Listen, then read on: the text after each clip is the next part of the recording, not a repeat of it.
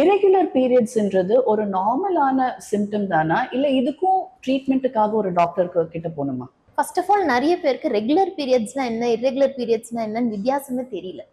So 21 டேஸ்க்குள்ள, that is 3 வாரத்துக்குள்ள period வந்தாலோ இல்ல 45 டேஸ்க்கு மேல, தட் இஸ் 6 வாரத்துக்கு மேல தள்ளி போனாதான் ஃபர்ஸ்ட் ஆஃப் ஆல் அது இரெகுலர் பீரியட்ஸ்.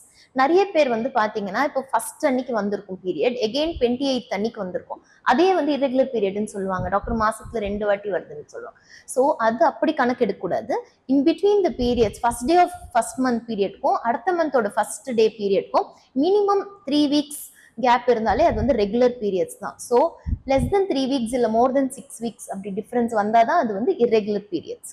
ஸோ இதை ஃபர்ஸ்ட் வந்து அவேர்னஸ் நிறைய பேர்கிட்ட இல்லை. ஸோ இந்த மாதிரி ஃப்ரீக்வெண்ட்டாக வந்தாலோ இல்லை ரொம்ப இன்ஃப்ரீக்வெண்ட்டாக வந்தாலோ கண்டிப்பாக வந்து டாக்டரை பார்த்து தைராய்டு டெஸ்ட் தேவையா, இல்லை ப்ரொலாக்டின்னு சொல்லுவோம், பிரெயின்லேருந்து வர ஒரு மில்க் ஹார்மோன், அந்த டெஸ்ட், இல்லை தேவைப்பட்ட அல்ட்ராசவுண்ட் எடுக்கிற மாதிரி இருக்கும். ஸோ பிட்வீன் 3 வீக்ஸ் டு 6 வீக்ஸ்க்குள்ள வந்து அது எல்லாமே ரெகுலர் பீரியட்ஸ் தான்.